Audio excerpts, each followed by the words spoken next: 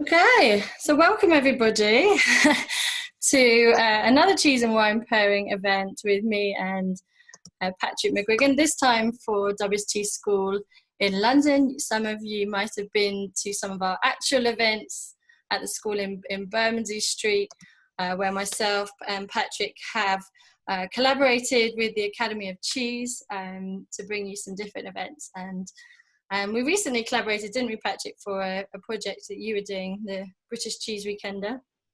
Yeah, that was not last weekend, but the weekend before. So 3 days of online talks and tastings to try and support sort of artisan cheesemakers in the UK who are having a tough time of it. And you and I did our usual cheese and wine routine, which was great fun. We only had half an hour though, so it was quite we had to sort of rush through it. So it'll be nice tonight to have a bit more time to talk about the matches we've got. Absolutely. Right, sorry, I'm just responding to a couple of inquiries in the chat.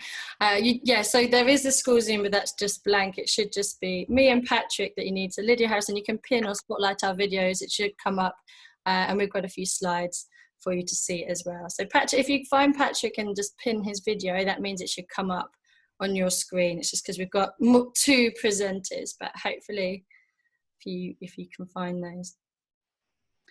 Okay. Yes, welcome everybody. Just to explain a little bit about who we are, first of all, then we'll get on to our cheese and wine pairings. So my name is Lydia Harrison. I'm a Master of Wine and a full-time educator at the WSET School in London on Bermondsey Street. And we do all qualifications in wines, spirits and sake from level 1, a kind of beginner, and then through to level 2, level 3 to the diploma in wines, our level 4 qualification. And we do some spirits and sake qualifications as well. And I also organise the evening events here, which we're now doing online.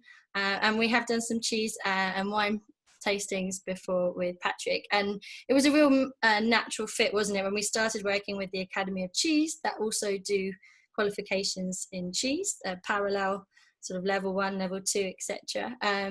So yeah, it was a real natural pairing to team up and do some wine and cheese events. And Patrick, you can introduce your cheese guru self. Thank you. Master of Cheese does not yet exist, although it's coming. So I'm Patrick McGuigan. I'm a food writer. I'm a cheese writer. There aren't many of us in the country. I write for people for newspapers and magazines, like the Telegraph, the Financial Times, Delicious, and I also I'm a cheese educator. So there is an organisation called the Academy of Cheese. You can see it on the slide there, which was set up a couple of years ago now.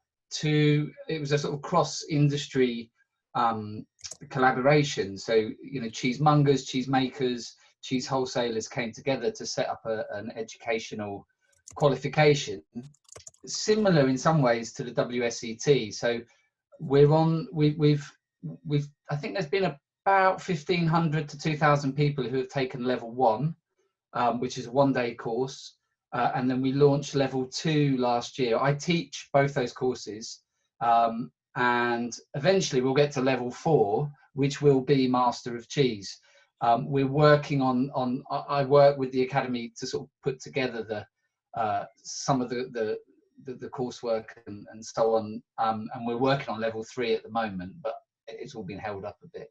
But when you I just have to share, because I know you're a Master of Wine, Lydia, so I thought I'd bring my badges just to just to try and compete. So when you do level 1, you get a nice little pin badge like this, which says you're an associate at the Academy of Cheese. And when you get to level 2, you become a fully fledged member and you get a sort of brown one. So yeah, I mean, at the moment, sort of teaching has stopped. It's generally done live, in a classroom. I work for the School of Fine Food quite a lot, and we teach near Borough Market actually. But we're looking at going online as well and doing some of the courses, so you can actually sign up and do a few evenings a week with me or another tutor online. So that's coming. Yeah, I should obviously say we're also offering our qualifications online at the moment, as you can't get to the school at the moment. Someone's asked, are the cheese qualifications just for cheesemakers or cheese aficionados? No, I mean, it's a bit like WSET, and at level 1 of the Academy of Cheese is open to everyone. So I've taught lots of members of the public who are just quite interested in cheese. You learn, initially you learn about 25 key cheeses, things like mozzarella and Parmigiano Reggiano and cheddar, the sort of the basics. And we have something called a structured approach to tasting, which I can talk about later when we're actually trying some cheese. But yeah, members of the public, we have cheesemongers, we have cheesemakers, we have chefs. But what's been interesting is how, when it was set up, we thought it would be the industry that would be really want to take these qualifications. But actually, it's the public. And so at level 2, which is a 2-day course and requires a lot of home learning, we've seen, yeah, I mean, half the classes have been full of members of the public who just really want to learn more about cheese, which is quite exciting. And who knows, people start out as just sort of keen enthusiasts and end up opening a cheese shop or becoming cheesemakers. that would be brilliant, if that happens. It's just the same with the wine world, where people come and do a wine course and then want to join the wine industry. But yeah, we're the same at our level 2 qualification. It's about 50% in the trade and 50% just people that are enjoying wine. So interestingly, Lydia, a lot of the people who are coming on the academy course have done quite a lot of the WSET courses. There's quite a lot of crossover. Yeah, well, I mean, who doesn't like wine and cheese? I mean, it's a natural pairing, right? And there's so many similarities in, both fermented products. There's this sort of agricultural terroir link that we're, that we've talked about in previous talks, that they're both sort of linked to the land in a similar way and sort of encapsulate particular areas and geographies. Absolutely, but we also get competitive about whether wine or cheese wins, don't we, at the end? Well, when you say we, Lydia, you mean you. Yeah, so we thought incredibly laid back. If the wine tastes better, I'm happy to admit that. You bought your badges. Yeah. So anyway, if we thought we'd start with just sort of covering some of the basics, because some people will know about wine but not so much about cheese, like myself, or vice versa. So we thought we'd just look at some of the ways we assess cheese and assess wine, and then look at how some of these things that we assess can work well together. But also we just thought, join in. We've got our cheese boards here. I've brought mine, as you can see. Look at Oh, that's excellent. Like that. But it's really just about experimenting as well, and having fun and trying the different wines with the different cheeses. So yes, I'm just going to teach you how to taste cheese first of all. Well, so what you can see on the screen there is the level 1.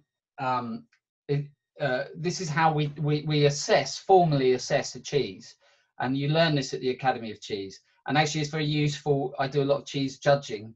There are such things as international cheese awards, particularly the World Cheese Awards, where you have to taste your way through dozens and dozens of cheeses in a few hours. And so getting into, like with wine, I imagine you go to lots of tastings, Lydia, and you have to kind of get into a rhythm of how to properly taste, because it could be the 10th cheese you try is an absolute world beater, and so you need to kind of get a system in place. So you can see on the screen, this is the form we fill out. This is just for level 1. Level 2 gets even more involved, but you can see we've sort of break it down into a sort of the rind, the paste, and the interior. So to begin with, when we look at a cheese, when I first get a cheese, often I won't know where it's from. If it's a competition, for example, you don't know. Often it's blind judging, so you can tell a lot just by looking at a cheese. You can learn a lot from the rind, but also looking at the paste. So we would visually assess the cheese first. I've got a little goat's cheese here that I'm going to try first, and I know it's a goat's cheese, or I can guess it's a goat's cheese, even if I didn't know it was, because of its brilliant white color, which is a sign goat's milk is very white in color. Goats can't absorb a pigment. Goats do absorb a pigment called carotene, which is in grass, and so their cheeses tend to be very white in color. Carotene is the same pigment you would find in carrots. So cows can't absorb it, and so their milk is very golden. So you often see sort of cow's milk cheeses that are made in the summer when the cows are out at pasture is very golden in color. But just by looking at this, I can sort of guess it's either a goat or a sheep, because it's sort of brilliant white. And then also you can see it's got, I don't know if you can see that, quite a sort of white, bloomy rind, which is also telling me something as well. So we would assess the rind, we would look at the paste and the interior. So texture is really important in some beautiful cheese modeling you're doing there, Lydia. Excellent. I know, well, we've got the same one, so I thought yeah, we have. So this is the larger cheese. It's like a Pac-Man if you hold it that way. So this is made by Sharpham, who are based down in Devon. But and what you would also look at texture. So as well as visually assessing a cheese, you'd use your fingers, you'd use touch, and give it a good squeeze. And get, it's quite important actually when I'm writing about cheese that you really pay attention to texture, because it's a really key part of the eating experience. So flavor is really important, but texture is a key part of it. And I suppose that's true also of wine, but I think even more so in cheese. So, you know, we can look at, if you look at the paste interior section there, we have the consistency section, we have words like mousse-like. That's not the animal. We're not assessing for but you know, some of those goat's cheeses have very almost sort of fluffy, moussey textures. You can get dual textured, and actually I would say this cheese, which is called Ticklemore, you can, I don't know if you can see just under the rind, it's slightly darker and slightly softer, and then in the middle it's sort of crumblier and sort of firmer. But I would describe this cheese as being dual textured. And what's happening there is the mold on the outside is breaking down the cheese, just like it would with a brie or a camembert. But because this is a firmer cheese, it's not going to go completely gooey, but it definitely will have different flavor profiles and a different texture. So it will be a bit more sort of fudgy under the rind, whilst I can see from the interior, I've not even tasted it yet, but you can see it's kind of crumblier and and more compact at the same time. So then we would smell, and you can get the rind on this cheese has quite a funny aroma, I think. Are you getting that, Lydia? It's got a sort of almost fishy. Yeah. And then, if, like you said, it's dual textures. There's like a clear line in mine where the centre's one texture, and the rind is almost a bit more kind of translucent, and really. Yeah, that's translucent is a good word. Yeah, it sort of becomes and goes almost a bit sort of green in colour. Yeah, sort of.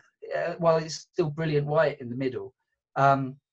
We'd call that two-tone. You see it with as a cheese. Actually, I've got it here. I didn't realise cheese was so fashionable.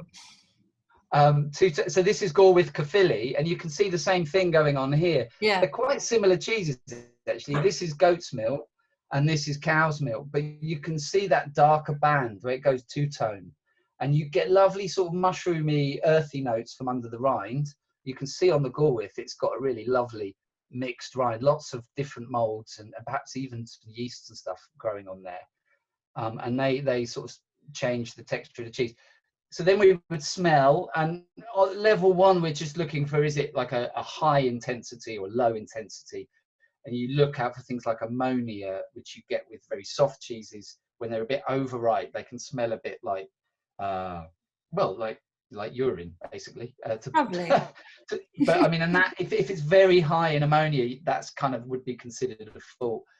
And then when we taste at level one, at least, we just go for basic families of flavors. We go for the 5 basics, so sweet, savory, acidity, salt, and bitter. And then we look at families of flavors, and so sort of dairy, fruity, floral, vegetal, herbaceous notes, mineral, chemical, which could be sort of, you sometimes get metallic notes in blue cheeses, would perhaps fit into that. And then animal, fungal, fermented, so that's sort of those farmyard flavors, mushroom, and sometimes you get really like funky washed rind cheeses. At level one, we just go quite basic. It's quite entry level. At level 2, we start going into specific flavors. So we might identify dairy, but then say, okay, are we talking yogurt or cream or butter or clotted cream and that sort of thing. So that's how we taste it. We use all, so it's sort of sight, touch, smell, and then taste.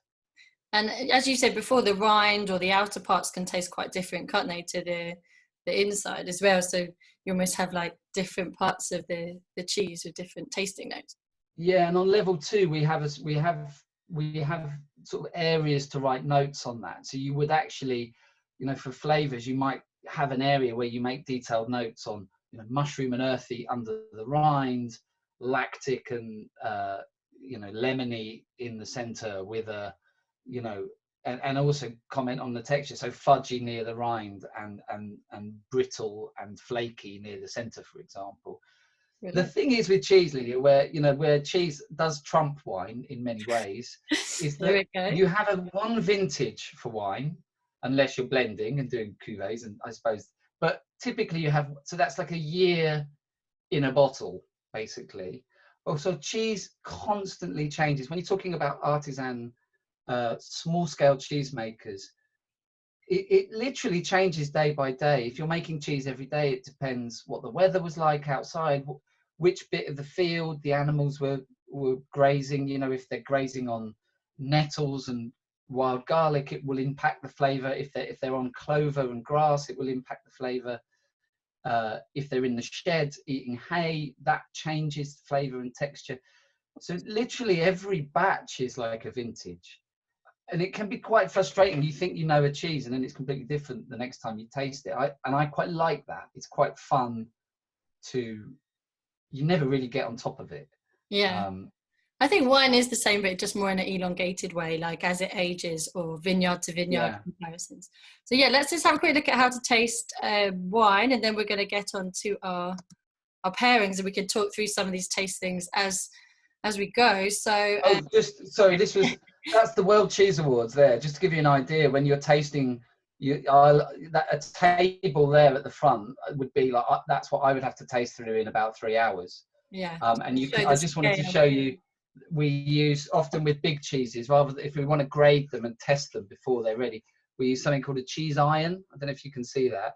Yeah. Which is like a sort of a knife, which you can see Morgan there from Trethowens. You plunge it into the hard cheeses and then you can take out a core of cheese and really assess it. Anyway, let's get on to the wine. Yeah, so just similar, as you said, certainly as we got the levels, we asked people to be more specific about what flavors they're tasting. You also mentioned the mousse, which is funny because we're going to taste a sparkling wine, and when we talk about mousse, it's like the texture of the bubbles in a wine. But yeah, just wanted to highlight some of the things. This is our level 2 SAT, systematic approach to tasting.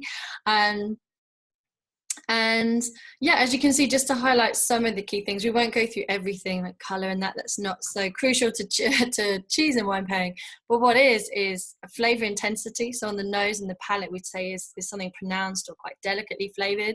And I think when you're matching that with food, if you've got a wine that's really intensely flavored, you want a cheese that's going to stand up to that. Another key thing is sugar, and we're going to finish up with a sweet wine, and that's something that can work very well. And acidity, so we have different levels of acidity, and that's what makes your mouth water when you're tasting wine. The acid in the grapes and in the wine makes your mouth salivate, and that's something that we'll look at when pairing, as well as the body. So you talked about different textures in the cheese. Obviously with wine it tends to be more sort of a uniform texture, but the body is the mouthfeel, and that can be contributed by alcohol, tannins in red wines, the sort of bitter drying sensation that you get, flavor concentration, and sugar will all give more body to a wine. And again, I think that's something you can think about when you're pairing with any food, really, is the texture. And light, really sort of delicate wines work well with dishes that are kind of lighter. And then if you've got something really heavy and rich and mouth coating, you want a wine with some texture to it as well. So just to touch on some of the things we'll talk about, and then equally, flavors, we split them into primary, which are things from the grapes or fruits, herbaceous things, herbal notes. Secondary, so things from winemaking, so oak aging or lees aging or dairy characters. And then tertiary, from development, so things like leather or nuts or dried fruits as well. But yeah, I think we should get get cracking onto our first pairing. I've started already, Lydia. I do apologise. And I'll come back to this as well. We'll discuss it as we go through. So, yeah, so we've got the semi-hard goats first. Yeah. So this is the one I was sort of waving around earlier, which is it's called Ticklemore. It's a great cheese, actually. It's one that I come across every now and again. But I don't get it often. I live in Brighton, in Sussex. So this is you can see that's the Sharpham Estate in Devon. It's quite near Totnes. A beautiful place, and they make wine. Some really nice English wine, actually. We tried their barrel aged wine a couple of weeks ago, didn't we, on our last talk, which I thought was delicious. And we tried that with they also do so they make a lot of goat's cheese, and they also they have their own Jersey herd as well, and they do a really nice creamy sort of a bit like a brie, but they add extra cream, so they call it a triple cream, called Elmhurst. And that's what we matched last time. Was we tried the Sharpham barrel aged with their Elmhurst, and that was a great match. They're not wines I normally drink where they're sort of oaked, but it had that sort of roundness that really went with that very rich cheese. And so, talking about that body thing, their Sharpham wine, because of the oaking, seemed to have a kind of a richness to it. Is that right, Lydia? I mean, yeah, is that absolutely. So yeah, winemaking techniques can add to the body of the wine, and that's certainly something to consider. Though the wine I have with this one is a bit more of a kind of classic pairing. It's Sauvignon Blanc with goats, which is something that's kind of a quite classic pairing. You know, they make a lot of goat's cheese in the Loire Valley in France, which is where Sancerre and Pouilly-Fumé, our Sauvignon Blanc wines, come from. I've actually got a New Zealand Sauvignon Blanc here. So this one doesn't have any oak. Is really kind of crisp and fresh and fruity, but I think that works with, you know, like the slightly lighter texture of goats. And then if you have something rich and creamy, like you said, a brie or camembert, which we'll come on to, then winemaking where you have some oak or some lees aging or something can match up to that texture.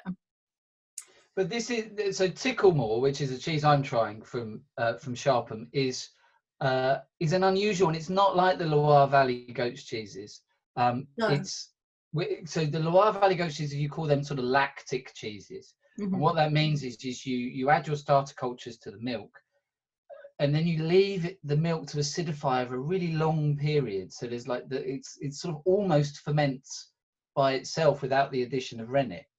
But you do typically they add a little bit, but they will leave the milk in those Loire cheeses like Saint-Maur de Touraine, and Crottin de Chavignol, which are like, and Valençay, they're all from the Loire Valley. So they leave them and then add a little bit of rennet at the end, and they tend to have quite wrinkly rinds, and they tend to sort of break down and be quite rich and soft, and then and the rind really breaks them down, and they become quite gooey underneath. And this is not like that. This is almost a bit more like a Caerphilly Ticklemore. It's almost like a Caerphilly made with goat's milk. So it's sort of like crumbly goats. Crumbly goat's milk. So it's quite unusual. You know, you'd expect these cheeses to be made with cow's milk, like the Caerphilly I was showing you earlier, or like or even something like it's a bit like a Tom de Savoie as well, if people know that French cheese. So there's mold action on the outside of this cheese, but because it's firmer and crumblier, you don't get the same kind of gooey intensity. So it's a nice balance, I think. It's the centre's nice and zippy and lemony and lactic, and then round the rind is quite sort of mushroomy. But they balance out quite nicely. But I'm actually drinking some fizz with this. I've not got any still wine. Yeah, I think you can alternate the first two pairings, can't you? I'm doing Sauvignon and then fizz, but you could definitely switch them around, because what we found always works is the acidity, which is so crucial. And Sauvignon Blanc has lovely bright acidity that just kind of cleanses your palate. So whether it's the more kind of creamy traditional goats or this, it's just a lovely cleansing afterwards. It just sort of washes away the cheese. But it also, I think it really brings out the citrusy notes. You were talking about citrusy characters in this cheese, and I've got a quite punchy New Zealand Sauvignon Blanc, the Ned, which and usually like quite more overt than your Loire styles and quite passion fruity. But with this cheese, it sort of brings out some of those sort of lemon citrus characters as well, and the really lovely fruit. And we've talked before about sometimes wanting similar flavors to work together, and sometimes you like the contrast. And I think this has a bit of both. You've got the kind of citrusy characters in both, but then you've also got the kind of mushroom savouriness with the sort of slightly more exotic fruit as well. So yeah, I really like it. I think this chicken was in a really good state at the moment. It's really Yeah. nicely, actually, if because this has been in my fridge for about a week or so. Yeah, like I think it's matured quite nicely in the bottom of my fridge and broken down a little bit.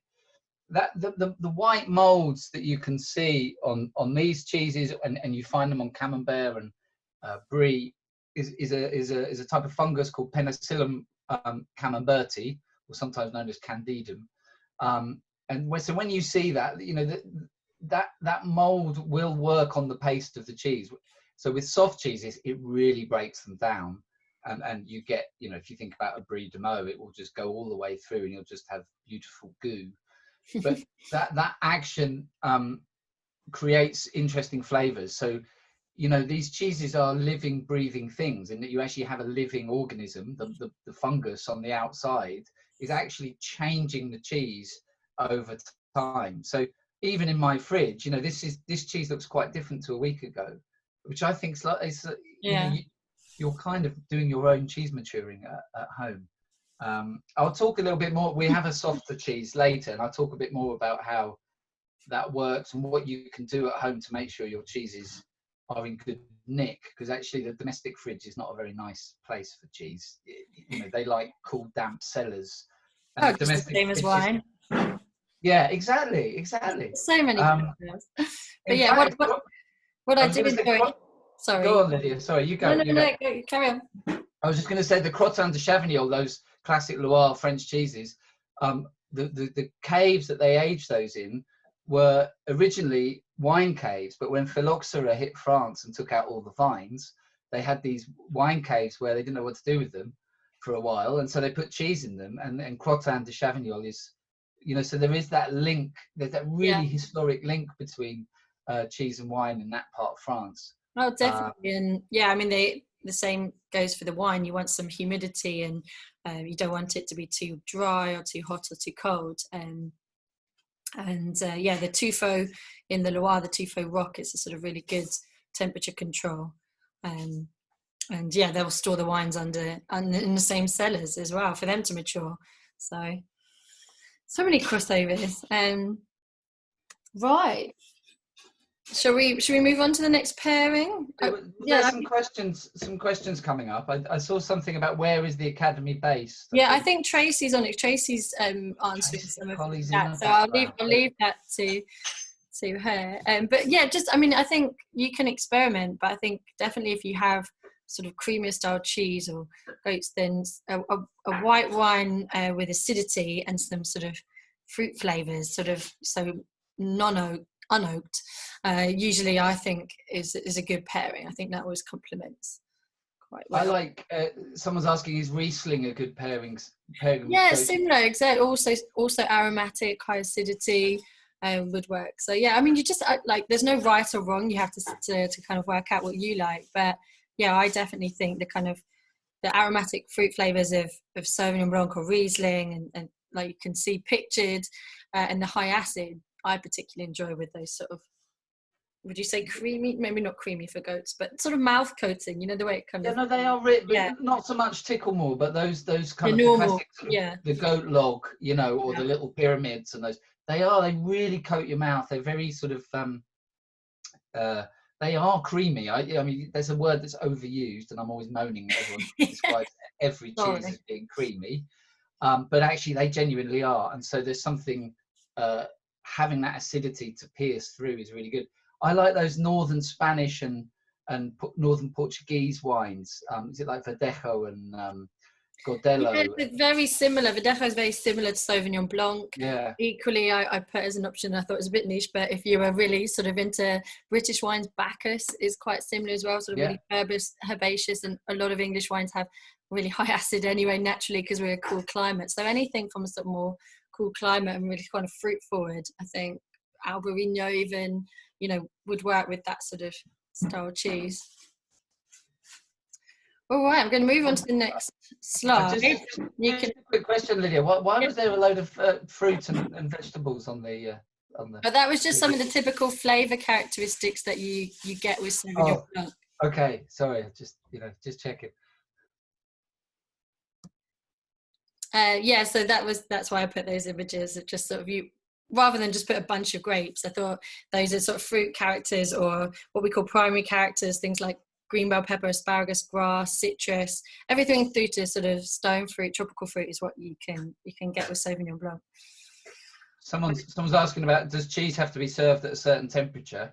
Well, yeah, ideally you want to be getting your cheese out of the fridge at least an hour or so before you eat it. It's a bit like a red wine, having a really complex red wine. If you kept that in the fridge, opened it and drank it, you'd lose it. The cold really suppresses the flavour. Yeah. So pretty much every cheese benefits from getting up to room temperature. Having said that, there are no rules. So if you like eating cheese out the fridge, then eat it out the fridge. I mean, I'm a great one for, if you like it a particular way, then go for it. It's meant to be fun eating. And it's the same with wine as well. I mean, we'd recommend normally a sparkling or a sort of lighter white, really cold, and then if they have more oak aging and stuff, a little bit warmer, something like 13 degrees, just so that you don't mute any of the flavors. But if it's a hot day like today, you sometimes just want something really refreshing. So and red wine in the fridge is a thing, isn't it? I mean, that's when you get absolutely. A kind of light Pinot Noir or a Gamay or something like that. Beaujolais, Valpolicella, very typical. So what do you have? This is a brie. I've actually got a Camembert, which is actually you've got a Camembert. It's a very confusing slide. So I've got a Sussex Camembert from Harrison's, which is a British style Camembert. You can see there. So again, which one have you got there? Sussex Camembert. Oh, nice. Yeah, that's from Allsop and Walker, I think. Yeah, and hold that up again, Lydia. That looked like. That's got some good. That's nicely matured, that, isn't it? Yeah. Is that gooey all the way through? Then is it? It was my sister's shop, so she said she'd pick me out one that was in prime condition. That looks perfect because actually, you can see. So I've said, yeah. So is there still a little bit of chalk in the middle there? There was. Yeah, there was some chalk. I trimmed it off to make it look nicer. She's styling. I love it. Someone's asked with these, would you eat the rind with these sort of soft style cheeses? Yes, definitely. So let me just, the slide is extremely confusing. So I'm actually eating another Sussex cheese called Flower Marie, which is a sheep's milk bloomy rinded cheese. So you can see, using our new cheese skills, that there's that white mold again. So this is Penicillium camemberti that's doing the breakdown, but it's much softer than the Ticklemore, and is much more in that sort of brie and camembert style, but it's made with sheep's milk. And then I put a picture of Brie de Meaux on the slide just because I wanted to talk a little bit about when are these cheeses ripe and when do you eat them and do you eat the rind and all that sort of stuff. So you can see that picture of Brie de Meaux, which is sort of the classic raw milk French cheese, which is made. Meaux is a village just east of Paris, and that region is protected. So Brie de Meaux is protected. You can only make Brie de Meaux in that region, and it has to be with raw milk. But if you can see on the slide there, you can sort of still see a slightly chalky centre to the cheese, whilst sort of around it, it's really broken down. So again, that's that mold working on the paste, but because it's a higher moisture content cheese, a softer cheese, it really breaks down. And so give that cheese in the picture another week, and it would be full goo, like the one you've got, Lydia. Yeah. And that is, and so I suspect, what are you getting off that when you smell it and taste it? What kind of flavors are you getting? I'm not the best at describing, but yeah, it's a really different texture to the sort of crumbly goats. It's very smooth. And yeah, there's really quite, the rind is really quite strong, sort of mushroomy, is that right, the word? Or sort of almost meaty, like quite savoury. And when you say mushroom, what kind of mushroom? Well, like cooked mushrooms, you know, yeah, girole or something, a bit earthy. It's definitely. But then the middle part tastes very, very different. But yeah, I would say it's got sort of stronger flavors than the goats, and quite different. And that's why actually we're looking at this with Carver. And I think, as we mentioned before, people often don't think of sparkling wines with cheese, but I actually really enjoyed the last time we did an English sparkling wine with a goat's cheese, which I thought went really well. This time we've got a Carver, but you could have a champagne or an English sparkling wine. But the key with this is it's traditional method. So you can see on the picture on the right, it's got some lees aging. So that sort of white sediment there, the bottom of the bottle, it's actually a rosé champagne, but same with your whites. They age it on those dead yeast cells, and that imparts this sort of bready, pastry, biscuity, sometimes, the longer it can go, more toasty or kind of nutty with time characteristics. And I actually really like that flavour comparison with, I probably described it incorrectly, but that sort of more intense flavour that you get on the camembert that I have. It also has nice acidity, your sparkling wine, so it's kind of cutting through the kind of quite richly textured centre of the cheese. But you've also got this added texture from the winemaking of the Carver, which I think kind of complements the bit more intensity of the camembert. And Carver, like you say, is also protected. It's a little bit different. Most wine regions in Europe, they're protected, are quite niche. And Carver is actually quite a large area, and you can actually make it in different parts of Spain, which is unusual for a wine region. Me and Patrick actually have the same one from the co-op. We didn't have anything in the house, but it's nice. It's actually it's incredible value. This wine, yeah, it actually is a very nice wine. Often own brands can be really good value. You can taste a little bit of that kind of delicate, kind of bready characters. And then it's got the traditional Spanish grapes of Macabeo, Charolais and Parellada, and they give sort of a bit of pear, citrusy notes, but it's less in-your-face fruit than the Sauvignon, so it's just a bit more delicate, but with that sort of bready lees aging as well. And I think that I enjoyed that. I don't know how much you paid for yours, Lydia. Mine was about £6.50 or something. It was the only Carver I could find at like about 9 p.m. last night when I was trying to prepare for today. But that's right. It's got a lot of flavour there for that price. I'm getting a lot of sort of apples, that sort of quite appley, but definitely a bit of toasty action as well. It's sort of like pastry and apple. People often say things like apple pie because you've got the slightly sort of fruit, but you've also got the little pastry character as well. So the cheese I'm trying is so this Flower Marie. So sheep's milk is extra rich and has a kind of sweetness to it. I love sheep's milk cheeses. And people always just think of Manchego and Pecorino, but there's been a whole wave of sort of British sheep's milk cheeses that kind of borrow from what they've seen in France or Italy and then sort of taken them off in weird directions. And Flower Marie is one of those. So it's a square, also cube-shaped sheep's milk brie, I suppose. I mean, it's really unusual.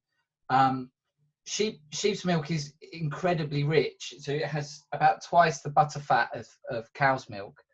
And it has, sheep's milk cheeses always have a lovely sort of sweetness to them. Which I really, really like. And there's actually, if you look at the British Cheese Awards over the past few years, it's sheep's milk cheeses that have been supreme champion the past 3 years, I think, from a company called White Lake. And there's something about that sort of sweet, sheepy, they have a slight animal thing going on as well, which is quite nice.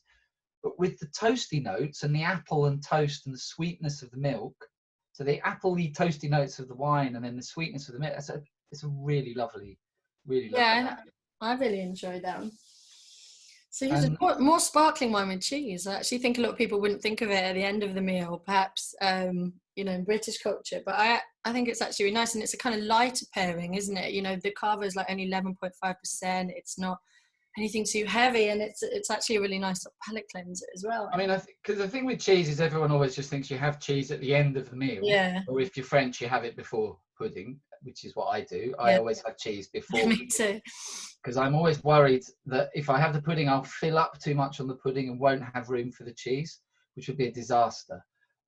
So I always have the cheese, like the French do, after the main course. But actually, if you go to Spain, they often have a glass of Fino sherry with some manchego or a glass of cava, with some cheese before the meals begins, like an aperitif moment. And I do that more often now. Is actually I have cheese before, sort of while I'm cooking often, as just a little snack, as a little sort of entree, really. And so with sparkling wine works really well at that point. So well, that's what we're doing now. Obviously, we haven't had dinner yet, so we're starting with wine and cheese, and then we'll really, have yeah. Right, let's move on to the next one. I think we've got slightly different versions. I've still got some of the pitchfork cheddar that we had last time, which you can see is really golden and aged. Beautiful. And you should commend me for actually managing to keep it for 2 weeks. I know how big that wedge was, though. It was, yeah. There's We've not a lot definitely left. we've made a dent in it. Are we going red with this now? Yes, so I'll go through the wine first with this one, shall I? So this, yeah, go for it. what I have here is some Vacaras. So this is Domaine Le Clos de Cazaux, which is down in the southern Rhone. Obviously, you don't have to have the exact same wine, but Côte de Rhône, Châteauneuf de Pape, Gigondas territory. So I've got a Vacaras. And when we look at red wines with cheese pairing, they're obviously from black grapes, hence the picture. And you use the skins when you're making the wine here. You can see all the colour pigment there is in the skin of the grape, that kind of bluey purple colour. And when you're using the skins in the winemaking, that's going to transfer colour, but it's also going to transfer tannin. And that's sometimes what actually not everybody enjoys with cheese, because tannin dries out your mouth and it dries out your teeth and your gums. Some people can find it quite bitter, and certain foods can bring out tannins and make it more astringent. So if you had very spicy food like chili, that can really make the wine seem even more drying. And for some people, then that's going to be unpleasant. So if you had like really spicy cheese, equally, if something was really savory, like lots of that umami flavor and not enough salt to counteract that, then it's going to sometimes bring out the tannins. So what I've gone for here is a kind of ripe red. So obviously we're in the southern Rhone, it's a warm climate, lots of sunshine, and the impact of that on the grapes is to ripen the skin. So you get really ripe tannins. It makes them sort of less astringent and nice and ripe texture on the palate. It also ripens the flavor, and it gives you a lot of sugar in the grapes. It's going to give you some alcohol. So yes, we've jumped up here from 11.5 to 14.5. But this is a red wine, therefore, with some body, okay? It's got lots of texture, and therefore it's going to suit a cheese that also has some flavor intensity and some texture and strength to it, because the wine does. This has got a lot of ripe flavors from the grapes. It's a traditional blend of Grenache, Syrah, and Mourvèdre. So lots of kind of ripe berry fruit. It's also had some time in oak, so that's going to add texture and flavors of kind of clove, cinnamon, smoke, complexity. And then this is 2015, which was a great vintage in the southern Rhone, a really fabulous warm year, lots of sunshine, so you had lots of good fruit. But it's got 5 years age as well, and if you age this longer, it's going to develop a bit more of that kind of leather, dried leaves, tobacco, some of those other flavors. So it's a really complex wine as well. And again, with the parallels with the cheese, this is kind of like an well-aged cheddar, or some, matured Comté or Gruyere, where you're also getting that, flavor complexity and intensity, so that when you taste the wine, you're not just tasting the wine and not really the cheese, or vice versa. The intensity of those flavors stand up to each other. So yeah, cheers. I'm going to taste my Vacaras. It's rather delicious. Well, I haven't got a Vaca. I'm not that posh, but I have got a Grenache from the Pays d'Oc, and it's really good. It's got a lot of cherry notes, sort of licorice and cherry, like dark cherry notes going on. And so the cheese, Lydia's got a farmhouse cheddar from Somerset called Pitchfork, which is about 12 months. I've gone for something a bit stronger, which is called Double Barrel. And so the name kind of sort of says it all, really. So people might know a cheese called Lincolnshire Poacher, obviously made in Lincolnshire. And Double Barrel is the sort of the vintage version of it. So Lincolnshire Poacher is aged for sort of 14 months plus.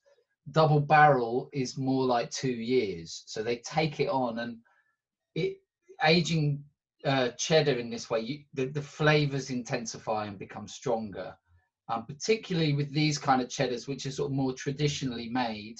A lot of supermarket cheddars are wrapped in plastic, and when they're aged, they don't really lose any moisture as they age. So essentially, you end up with quite a squidgy cheese. So if you know any block cheddar you buy from the supermarket is quite squidgy, but this is made with a kind of, you can see the pictures there on the slide. So they make them in sort of truckles, which lose moisture as they mature, and as they lose moisture, the texture becomes a bit firmer, a bit snappier, and the flavors intensify.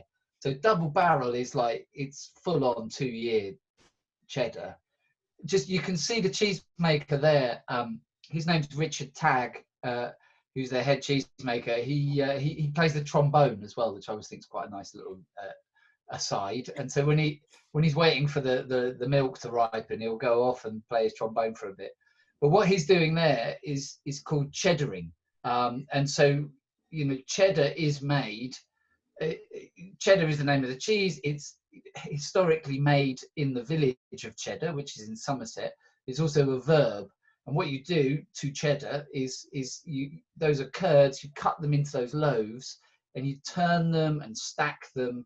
And as you do that, moisture is squeezed out, but also acidity rises. And so when you get a good farmhouse cheddar, which double barrel is, you get a really nice tang, and that cheddar tang, and it comes from the cheddaring process that you can see happening there on the screen. Double barrel's a big beefy number. It's got real muscles, you know. It's a cheese that is kind of really savory, but then also has this really intriguing sort of pineapple note of tropical fruit, which with this wine, the Grenache that I'm tasting from the Pays d'Oc, mine's 14%, so it's got the body to stand up to the kind of savouriness of the cheese. But I'm getting like extra cherry from the wine, which I think the kind of fruitiness of the cheddar is sort of teasing out of the wine. So Yeah, they're quite different separately, but when you taste them together, they both get sort of amplified in a really nice way.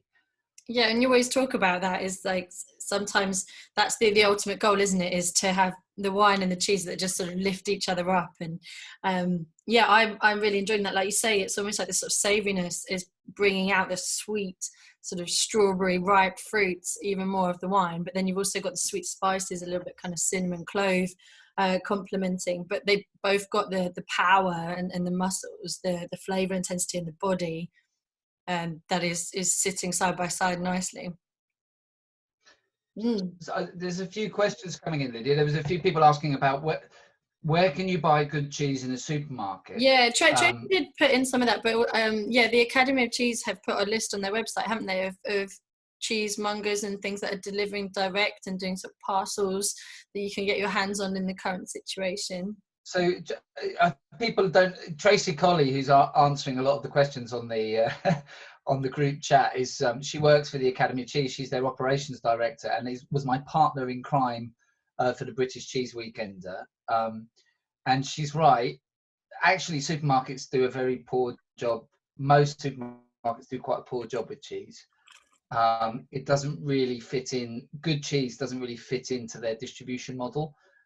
Which is, you know, huge pallets delivered to central warehouses and then shipped all over the country. A lot of these sort of artisan cheeses need a bit of TLC. They need looking after and care, particularly the soft cheeses. They really do need looking after, and you need cheesemongers who are keeping an eye on them, smelling them. Do they have too much ammonia or not? Do you need to cut that bit off? They need a bit of looking after, and it just doesn't fit with the supermarkets really. Out of all of them, as Tracy says, Waitrose and Booths are probably the best. But honestly, I would always recommend try and go to an independent cheesemonger or a farm shop or a deli where they just have the expertise to, you know, to look after these products properly. And also, they tend to really look after the small cheesemakers in a way that perhaps the supermarkets don't. They have sort of close relationships with local cheesemakers, and it's just a bit more of a sustainable system, really. And we found that with coronavirus and the lockdown, is that actually the supermarkets really focused on big industrial block cheddar at the expense of some of their smaller suppliers. And it's left quite a lot of small cheesemakers in difficult situations, and they're being really supported by their local cheesemonger and farm shop and deli.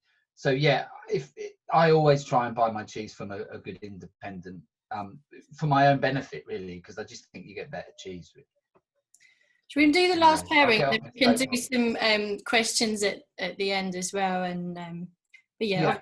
Some crossover with wine. It's like anything, obviously you've got the larger produced stuff, and then you have the more niche artisan, and don't want to get too political, but yeah, we'll answer some more questions at the end. Let's look at our final pairing, and then yes, you can say where you can some recommendations or things to choose. So I really enjoyed that, but well, the other thing I was going to say is salt in cheese is great for the reds. It softens the tannins. And I imagine all cheese contains salt, but particularly in those really hard aged ones where you almost get those like crystals. I always love that. And it just makes the red wine feel even kind of softer, fruitier, and richer. And it softens the acid and tannins in the wine, which I really enjoy.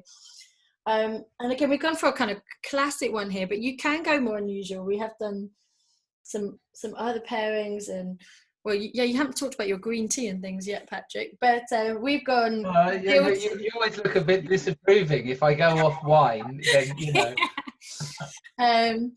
But we've gone to Stilton mainly because I love it, and if I was going to have to buy some cheese for this, I wanted to be able to eat it. And this is my favorite. And then I've actually got some Madeira in the house, mainly because you can always have it in the fridge and it doesn't go off. So it's not like having to open a whole bottle of port and you need to drink it. So I've actually got some 15-year-old Boal, which is like the picture there. You can see it's brown. Okay, this wine has had actually a white wine originally, but it's had such extended aging and in contact with oxygen that it has gone really dark in color, really deep sort of amber brown. And these are fortified wines, so they've added alcohol. That's obviously going to give them body and texture, which stand up to the big blue cheeses. This is also sweet, so there's different styles of Madeira, and just sort of basic Madeira, if you look for rich on the label, will be a sweet style. Otherwise, if it's got one of the grape varieties on the label, they go up in sweetness. So Cercial can actually taste fairly dry. There is sugar in it, but it's the driest of the four. Then you have Fideo, then you have Boal, and then you have Malmsey or Malvasia, which is the sweetest. Has about kind of port levels of sugar. And the other thing with Madeira is you have a cracking acidity. It's really mouth-watering. So I think that's going to work beautifully with the kind of creamy, the intensity of the Stilton. And it's just got so much flavor. But they basically do everything to this wine that you wouldn't normally do. Okay, you heat it, you oxidize it. So it's aged in barrels in the lofts on the island of Madeira, where it's humid, it's hot. So it rapidly sort of evolves. So you don't really have fresh fruit flavors here. Everything you have is nuts, sort of dates, sultanas, caramel, toffee, basically Madeirized. And that's a real contrast, I think, with the flavors of the blue cheese, but it just kind of works. It's like salted caramel. You've got the sweet and the salt, these kind of contrasting flavors. So yeah, tell us about the Stilton, Patrick. So so Stilton is a protected cheese, so it has a like wine has AOC, and we have sort of PDOs that cover food, European rules, and so Stilton is probably our best known protected cheese in the UK. So it can only be made in Nottinghamshire, Derbyshire and Leicestershire. There are 7 Stilton makers. 6 of them make blue. One of them makes, or 6 of them make blue and white, and there's one that just makes white Stilton, which has its own PDO. The smallest one is Colston Bassett, and so the pictures you can see here. So Colston Bassett, based in Nottinghamshire, take milk from just 4 farms, and it's lovely to see just how handmade this cheese is. So if you see that sort of top left picture of the 2 chaps with hairnets, sort of look like kind of ladles or colanders with handles. what they're doing is ladling the curd. They're hand ladling all of the curd from one vat, you can see the vat behind them, into another. And they do that so they can drain the curd. Most of the big Stilton makers, like your sort of Tuxford and Tebbet, would just slop the curd down onto a table, and the curd would get quite broken up to do that, and then it would drain. These guys literally, by scoop, transfer the curd to a different vat, so a draining table, so they can preserve the texture of the curd and keep it silky and together, and retain the structure of the curd. And it really comes through in Colston Bassett Stilton. It's very silky and creamy, but then has these wonderful complex notes of sort of tanginess and also meatiness sometimes near the rind. You can see how they're putting it at the bottom left-hand corner. So they've got the curd, they've milled it up, they've put some salt in, and they actually pack it into those molds by hand. And just finally, you can see them grading the cheese using their cheese iron, which I talked about earlier. That's a much better picture, actually. You can see them. So they'll check that. Stilton normally goes out at sort of anywhere from 12 weeks onwards, but they'll test the cheeses as they're maturing just to see how they're performing and whether they taste good. And Stilton's a classic. I mean, it's one of the great cheeses of the world. I think we should be proud of Stilton. In the same way the French are with Roquefort and the Italians are with Gorgonzola, Stilton is up there, you know, as amongst the great blues of the world. And actually, I got a press release a couple of days ago saying sales of Stilton have fallen 30% in the past during the coronavirus crisis. And quite a lot of Stilton makers, particularly these small guys like Colston Bassett, and there's another one called Crockwell Bishop, are finding it hard because everyone's just buying cheddar, basically. And so we need to be supporting these more speciality cheeses, and particularly these smaller producers, because the danger is there's only 7 producers of Stilton, and if we lose 3 or 4 of them, you know, we're in danger of losing these really classic British cheeses. And they are just amazing, aren't they? I mean, and it's for me, it's such a seasonal pairing as well. Like Christmas isn't Christmas without, we sometimes get like a whole rounds, like half a Stilton, just work on it for months, you know, with port. But Lydia, I would say Stilton is for life, not just for Christmas. No, it's I know, but coffee. it just like it. I have it throughout the year, but it's just like it just wouldn't be Christmas without. Yeah. But I think all those flavors, when you were talking about the Madeira, all the flavors that you mentioned just made me think of Christmas cake. So it's like raisins and, you know, like those molasses flavors and sort of sugary notes. And because a slice of Christmas cake with a piece of Stilton is one of God's great creations. You know, it's one of the best matches. But then add in a glass of Madeira or port, and you're off into nirvana at that point. And you can mix. Someone's asked, like, would tawny port sweat better than vintage because they're more oxidative, like the Madeira I was talking about. But equally, vintage port is going to work well as well. It's also got loads of flavour complexity and a bit fruitier. And someone else said they like a Muscat de Venise with blue cheese. So I think the key here is flavour intensity. And fortified wines often have that because they're usually from warm climates, and the winemaking processes usually add lots of flavour. And then I always just love that real sort of salt-sweet combo as well. But do you have any particular dry wine recommendations for Stilton? Well, I was going to say, someone was asking about sherry, about PX, the Pedro Jimenez sherry with blue cheese, which I think is almost a bit too much. PX, PX is sort of like syrup, really, isn't it? But I would definitely. I've actually got. I've got. No, that's my red wine. Hang on. What did I do with my? Oh, here it is. I'm losing track of. I've got a Palo Cortado sherry, which works really well. Which is sort of halfway between. Like, you tell me, Lydia. You're the master. Halfway between a Fino and an Oloroso. Absolutely, yeah. And normally they're dry, but obviously you can sweeten them. But yeah, so again, if you don't want sugar, you could have dry sherry, but just again with all that flavour concentration and some similar flavours to the Madeira. Absolutely. Or So equally, that is if you so I don't want added alcohol, just, you know, pick a normal white or red, but, you know, it needs to have some intensity, some oomph, to stand up. I Or mean, this even is like really you nutty. said before, like beers and ciders and things, you know, it doesn't have to be just wine. You can go outside. Hang on a minute, Lydia, are we allowed to talk about beer and cider? I thought that was off limits. Just But about yeah, to if now you've said the beer word, I would say blue cheese and stout and porter are just, it's an absolute fail-safe combination. So Stilton with stout is just awesome, because particularly if you get a milk stout, which has added lactose, which is milk sugar, so you get a sort of sweetened stout.